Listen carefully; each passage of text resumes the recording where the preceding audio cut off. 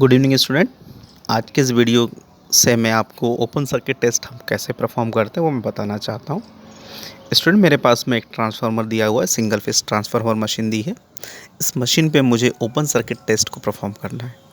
जैसा कि स्टूडेंट हम सभी जानते हैं, ओपन कॉपर लॉस और आयरन लॉस कैलकुलेट करने के लिए हम मशीन में दो टेस्ट परफॉर्म करते हैं, ओपन सर्किट टेस्ट और शॉर्ट सर्किट टेस्ट। आइए स्टूडेंट, इस वीडियो के जरिए मैं आपको ओपन सर्किट टेस्ट कैसे परफॉर्म करते हैं वो हम देखते हैं। ओपन सर्किट टेस्ट की सहायता से स्टूडेंट हम यहाँ पर कोर लॉस या हम आयरन लॉस को कैलकुलेट कर सकते हैं। स्टूडेंट, जब भी हम ओपन सर्किट टेस्ट परफॉर्म करते हैं तो हमें इस बात का ध्यान रखना होता है कि ट्रांसफार्मर मशीन में जो दो वाइंडिंग्स लगी हैं, primary winding and secondary winding, उसको हम वोल्टेज की रेटिंग्स पे यदि हम यहाँ पर क्लासीफाई करें तो हम उसको एलवी साइड और एचवी साइड कहते हैं। एलवी साइड का मतलब होता है लो voltage side winding, HV side का मतलब होता है हाई वोल्टेज साइड वाइंडिंग।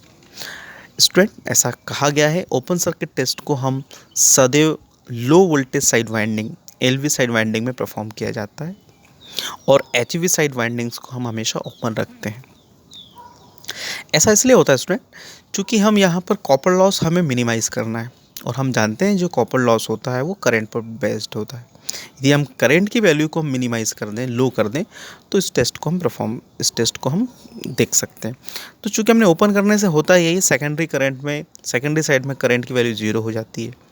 चूँकि ओपन है, प्राइमरी साइड में नो लोड करंट फ्लो होता है, इसीलिए स्टूडेंट इस टेस्ट को हम नो लोड टेस्ट भी कहते हैं। तो ये देखा गया है कि यहाँ पर जो कॉपर लॉस एकदम नेग्लिजिबल या मिनिमम होता है, मिनिमम, और जो हमें रीडिंग वाट मीटर की मिलती है वह हमें टोटल कॉपर लॉस ना निकाल करके हमें आयरन लॉस बताती है। स्टूडेंट, जब हम ओपन सर्किट टेस्ट परफॉर्म करते हैं तो हमें 3 इंस्ट्रूमेंट की आवश्यकता होती है, voltmeter, current meter and wattmeter. याद रखना है स्टूडेंट, एचवी साइड को हमें हमेशा ओपन रखना है और ये जो भी इंस्ट्रूमेंट हम कनेक्ट करने हैं वो हमें एलवी साइड पे हमें कनेक्ट करना है। हमने कितना वोल्टेज दिया है उससे मेज़र करने के लिए मैं V1 वोल्टेज लगाया हूँ। इस वाइंडिंग में जितना करंट फ्लो हो रहा है, दैट मीन्स जो नो लोड करंट फ्लो हो रही है, उसके लिए मैंने यहाँ पर करंट मीटर लगाया हूँ। पावर लॉस, चूँकि पावर मेजरमेंट मुझे करना है तो मैंने वाट मीटर लगाया। जो वाट मीटर की रीडिंग आई वो मुझे इस मशीन में जितना पावर लॉस हुआ वो मुझे बताती है, that means copper loss, iron loss. आइए स्टूडेंट देखें इसे कैसे हम कनेक्ट करते हैं। स्टूडेंट, हमें मालूम है वोल्टेज मेजरमेंट करने के लिए मुझे वोल्ट मीटर को सदैव पैरेलल कॉम्बिनेशन में जोड़ना पड़ता है, करंट को सीरीज़ में जोड़ना पड़ता है। वाट मीटर में 3 टर्मिनल्स होते हैं, एक टर्मिनल्स मेन सप्लाई से जुड़ता है, करंट वाला पोर्शन करंट मीटर के लिए निकलता है और थर्ड पोर्शन न्यूट्रल पॉइंट पे आता है। स्टूडेंट, इस टेस्ट सर्किट डायग्राम से हम यहाँ पर कोर लॉस के अलावा और दूसरे पैरामीटर्स को भी कैलकुलेट किया जा सकता है। ये जो दूसरे पैरामीटर्स हैं, जैसे हम यहाँ पर नो लोड करंट की वैल्यू कैलकुलेट कर सकते हैं, power factor, magnetising component, working component को भी यहाँ पर कैलकुलेट किया जा सकता है। स्टूडेंट, दोबारा से हम यहाँ पे देखेंगे कि आखिर क्यों ये कॉपर लॉस को मेज़र नहीं करता।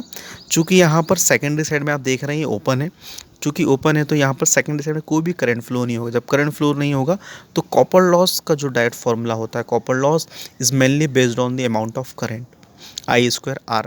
आई की वैल्यू 0 है, इसलिए यहाँ पर कॉपर लॉस 0 है। प्राइमरी साइड में यहाँ पर ओनली 2% करंट फ्लो होता है, 2% of full rated current, that means no load current. तो चूँकि बहुत 2% नॉमिनल होता है, इसलिए यहाँ पर बहुत मिनिमम कॉपर लॉस होता है।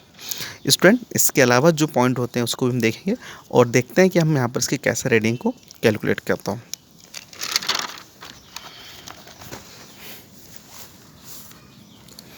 स्टूडेंट देखें, मेरे पास में जो वाट मीटर रीडिंग आ रही है वो मुझे रियल पावर को कैलकुलेट करता है। वाट मीटर की जो भी रीडिंग आई है वो डायरेक्टली मेरे लिए आयरन लॉस या कोर लॉस कहलाता है। V1 वोल्टेज जो मैंने अप्लाई किया, वोल्ट मीटर अप्लाइड वोल्टेज जो भी आएगा वो मेरा वोल्ट मीटर मेज़र कर लेगा। नो लोड करंट मेज़र करने के लिए मैंने एमीटर लगाया हुआ हूँ। यहाँ देखें W0 की जो एक्सप्रेशन आएगा, W0 equals to V1 I0 cos phi। Student, W0 मुझे वाट मीटर इंस्ट्रूमेंट से मिल जाएगा, V1 वोल्ट मीटर से मिलेगा, I0 करंट मीटर से मिलेगा। तो इसकी हेल्प से मैं फर्स्ट पैरामीटर पावर फैक्टर को कैलकुलेट कर सकता हूँ। यदि मुझे एक बार पावर फैक्टर मिल जाता है तो मैं यहाँ पे I naught working component I W भी कैलकुलेट किया जा सकता है। I naught cos phi, I naught मुझे करंट मीटर से मिला है, पावर फैक्टर मैंने ऊपर से कैलकुलेट कर लिया है, तो आई डब्ल्यू मिल जाएगा। सिमिलरली मैं यहाँ पर मैग्नेटाइजिंग कंपोनेंट को भी कैलकुलेट कर सकता हूँ। जैसा कि मेरे पास में रिलेशन है I M equals to root square I naught square minus I W square.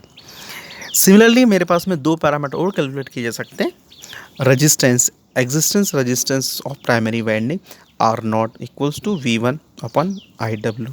Similarly equivalent reactance of primary winding X naught भी कैलकुलेट किया जा सकता है।